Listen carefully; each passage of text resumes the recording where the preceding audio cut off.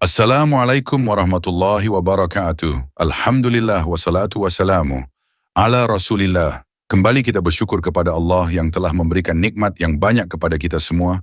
Dan di antara nikmat tersebut ada satu nikmat yang agung, yaitu nikmat berada di atas hidayah Allah dan diberi kekuatan untuk tetap istiqomah di atasnya. Dalam perjalanan hidup Rasulullah, terdapat peristiwa-peristiwa penting yang membentuk karakter beliau sebagai pemimpin, pedagang, dan pejuang kebenaran. Hari ini, kita akan menyelami kisah masa muda beliau, dari Perang Fijar hingga pernikahan dengan Khadijah binti Khuwailid. Sebelumnya, mari kita simak firman Allah berikut ini. Alhamdulillahilladzi khalaqas samawati wal arda ja'ala adh-dhulumati wan nura thumma alladhina kafaru bi rabbihim ya'dilun.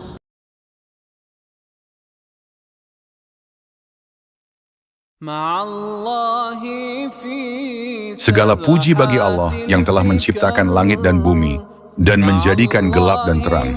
Namun demikian, orang-orang kafir masih mempersekutukan Tuhan mereka dengan sesuatu. Quran Surat Al-An'am ayat 1.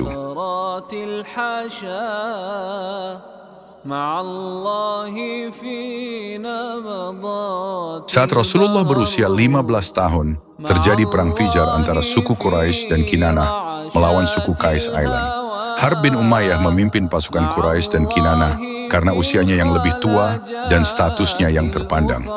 Awalnya, suku Qais Island memenangkan pertempuran, tetapi kemudian pihak Quraisy dan Kinanah berhasil membalikkan keadaan. Perang ini disebut Perang Fijar karena terjadi pada bulan-bulan suci di mana peperangan seharusnya dilarang. Rasulullah ikut serta dalam perang ini, tetapi bukan sebagai prajurit. Beliau membantu dengan mengumpulkan anak-anak panah untuk diberikan kepada paman-paman beliau agar bisa digunakan kembali dalam pertempuran. Hilful Fudul, Perjanjian Mulia. Setelah perang berakhir, beberapa suku Quraisy membentuk perjanjian bernama Hilful Fudul. Perjanjian ini terjadi pada bulan Zulqa'dah, salah satu bulan suci. Suku-suku yang terlibat adalah Bani Hashim, Bani Al-Muttalib, Bani Asad bin Abdul Uzza, Bani Zuhrah bin Kilab, dan Bani Taimi bin Murrah. Mereka berkumpul di rumah Abdullah bin Jud'an, seorang tokoh terhormat di Makkah. Tujuan perjanjian ini adalah untuk memastikan bahwa tidak ada orang yang dizalimi di Makkah. Jika ada yang mengalami ketidakadilan, mereka akan bersama-sama membela hak orang tersebut. Sebaliknya, mereka juga berjanji untuk menindak siapapun yang berbuat zalim. Perjanjian ini dibuat setelah seorang pedagang dari Zubaid dianiaya oleh Al-Ash bin Wa'il. Al-Ash membeli barang dagangan pedagang itu, tetapi tidak mau membayarnya. Orang Zubaid itu pun mengadu dengan bersyair di atas bukit Abu Qubais. Az-Zubair bin Abdul Muttalib yang kebetulan lewat mendengar keluhannya dan langsung mengajak orang-orang Quraisy untuk menegakkan keadilan. Rasulullah sangat menghargai perjanjian ini. Setelah beliau menjadi nabi, beliau berkata, "Aku pernah mengikuti perjanjian yang diadakan di rumah Abdullah bin Jud'an. Seandainya aku diajak kembali untuk perjanjian serupa pada masa Islam, aku pasti akan menerimanya." Menggembala kambing. Saat masih remaja, Rasulullah belum memiliki pekerjaan tetap. Beliau pernah menggembala kambing di lingkungan Bani Sa'd dan juga di Makkah. Dari pekerjaan ini, beliau mendapatkan upah yang tidak banyak, tetapi cukup untuk memenuhi kebutuhan sederhana.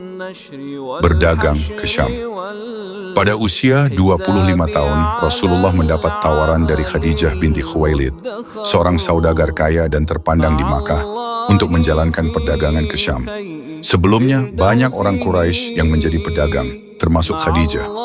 Ia biasanya mempekerjakan orang lain untuk berdagang dan berbagi keuntungan dengan mereka. Khadijah mendengar tentang kejujuran, kecerdikan, dan akhlak Rasulullah. Karena itu, ia menawarkan pekerjaan dengan bayaran yang lebih tinggi dibanding pedagang lain.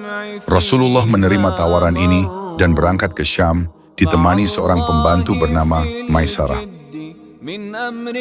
Menikah dengan Khadijah.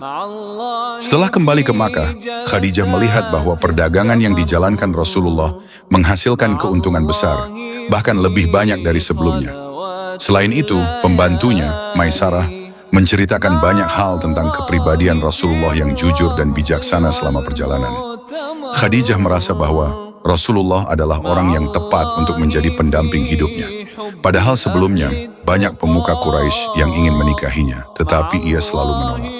Akhirnya, Khadijah meminta bantuan sahabatnya, Nafisah binti Munyah, untuk menyampaikan keinginannya kepada Rasulullah.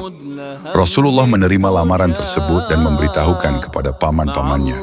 Setelah melalui pembicaraan dengan pihak keluarga Khadijah, pernikahan pun disepakati.